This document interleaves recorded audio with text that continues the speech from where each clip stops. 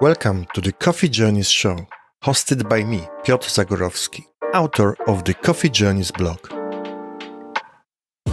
In this show, I'll be sharing my journey from being a technical person to a leader and discussing topics such as leadership, technology, and intentional living.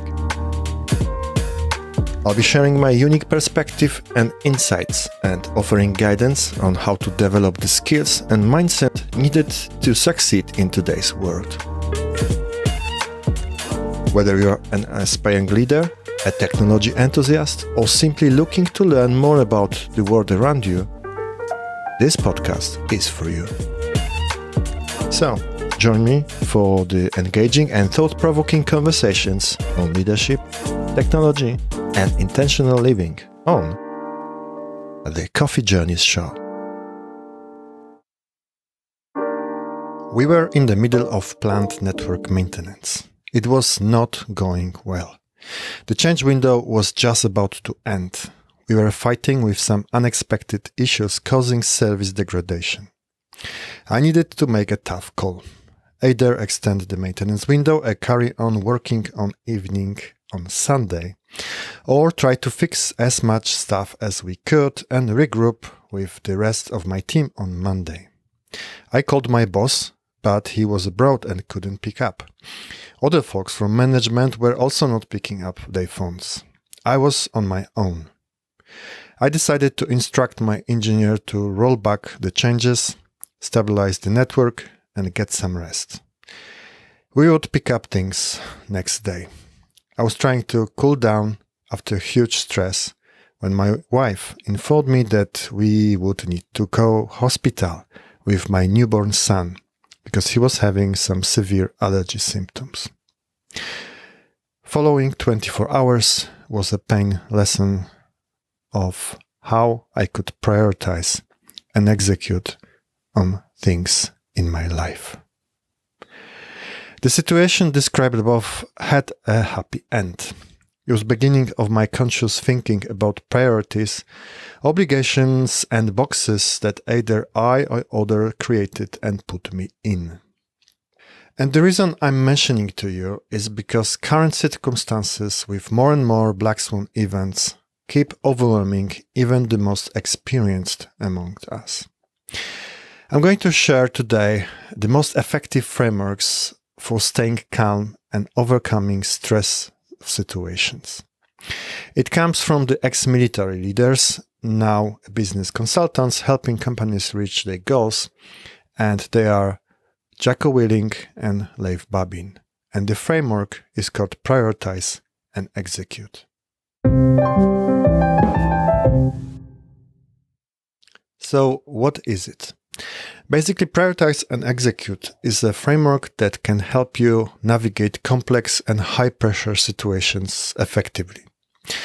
It involves breaking down tasks into manageable pieces and focusing on what you can control.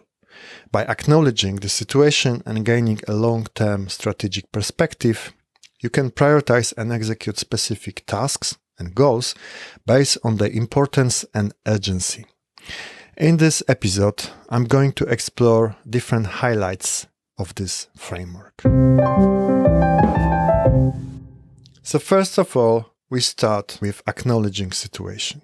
It means understanding the context of which you operate and identifying the key issues you must address.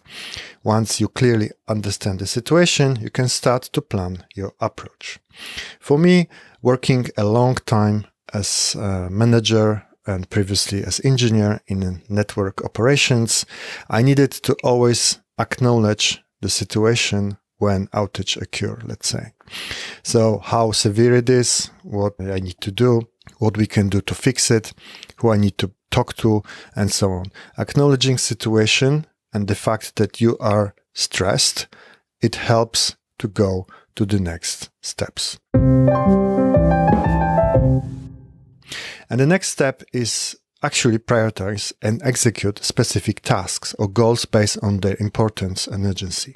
It means breaking down a larger task into smaller, manageable pieces and focusing on what you must do first. By prioritizing effectively, you can make the most efficient use of your time and resources. And for me, if you are in outage situation, this is big task. A lot of customers may be affected. There's no internet. People are not happy, obviously, especially if you work for a big company that serves services to enterprise customers. I mean, that's a big task. But if you break it into smaller tasks or goals, you are more effective. So one of them could be, if you are a leader, to make sure that you have someone that is constantly communicating. So that's your priority. Communicate to salespeople or customer service people. We have stressful situation. We have outage, let's say. The other task could be assigning some group of people who are actually actively looking to what's broken, and they communicate to you or the leader what is going on in regular time intervals. So prioritize and execute. And that leads to another point. When you feel overwhelmed, taking a step back and relaxing is essential. It allows you to detach from the immediate issue you are dealing with and gain a long-term strategic perspective. By looking around and considering all the available options, you can make a well-informed decisions and confidently move forward. So when I became manager, my go-to role was still network engineer. And when we had the stressful situation, I'm going back to the outage situation because it was the most stressful situations in my work, was naturally to help my team by just looking and troubleshooting stuff. But it was not my role. I needed to relax, look around and make a call, meaning that I needed to change my job.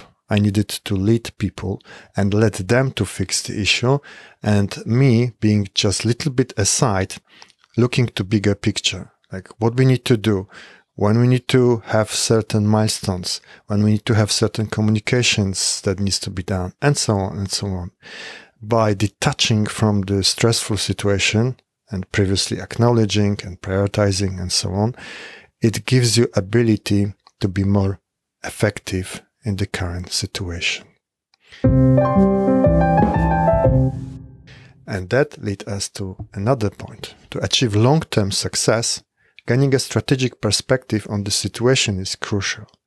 It means considering the broader context and identifying opportunities for growth and development. By taking a long-term view, you can develop a plan to help you achieve your goals and objectives. Example here could be that if you're a leader, the stressful situation you are in, whatever the root cause is and so on, could be opportunity to learn. So you need to make sure that you're making notes, and later you do retrospective and learning session, and basically this stressful situation that you are in now, it helps you to achieve long-term success by improving things, but making sure that you address the things that caused the situation. So one example would be making notes and making sure you think long term, not only on fixing this issue and all symptoms now, but root cause later. We are going to next point, which is focus on what you can control. One fundamental principle of prioritize and execute is focusing on what you can control. It means identifying the factors within your control and taking action to influence them. By focusing on what you can control, you can avoid wasting time and energy on things outside of your control. Basically, it goes down to the separate topic that Stephen Covey covers in his books. Something is either under your control or outside of your control.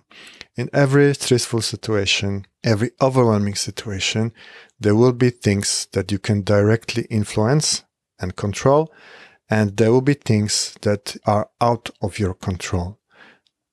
Stressful situation for me, like outage, I can control fixing it. I can control focusing on fixing current broken stuff.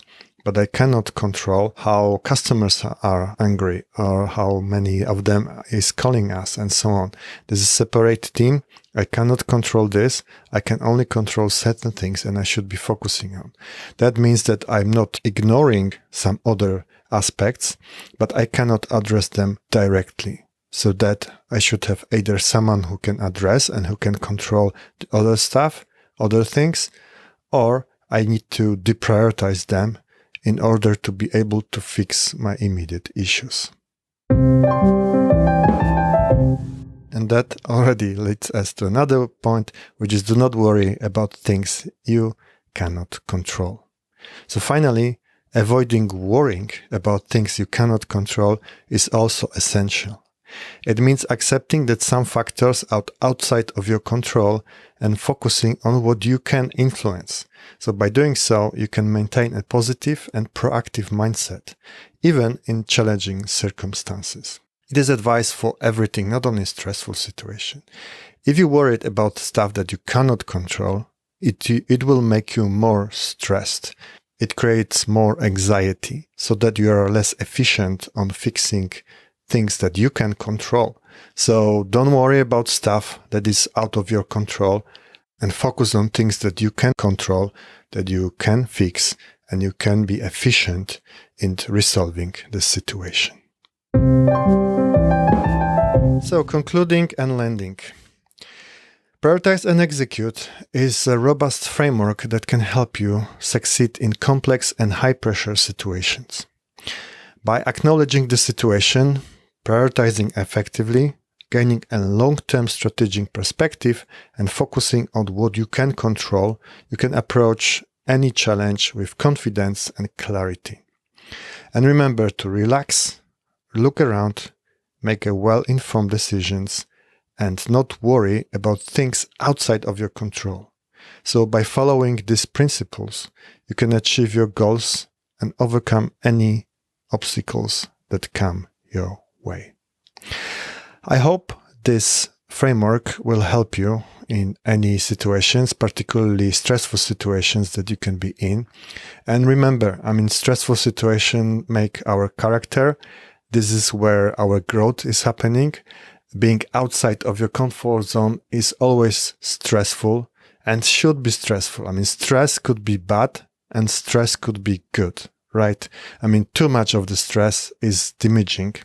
It makes you anxiety and it basically destroys you. However, good stress, if you can control, if you know what to do, it's good for you because you grow. So I hope this framework will help you to face any stressful situation and taking the stress and making it good for you, meaning that you grow. So remember, when you are faced in stressful situation, remember about prioritize and execute. Acknowledge the situation, prioritize, relax, think about long-term perspective, focus on you can control, ignore what you cannot control, and make sure that you are successful. Thanks for today. Until next time, speak you later. And this is all I have for you today. I value feedback a lot. That's why I ask you to review my podcast in your favorite podcasting platform and give it as many stars as you think it deserves. By doing so, this podcast is going to be more visible and I can reach more people to provide value. And before you go, if you would like to join the community of people who are determined to help each other and grow together, join my newsletter at coffeejourneys.blog/newsletter. Thanks for tuning in today, and until next time, have a great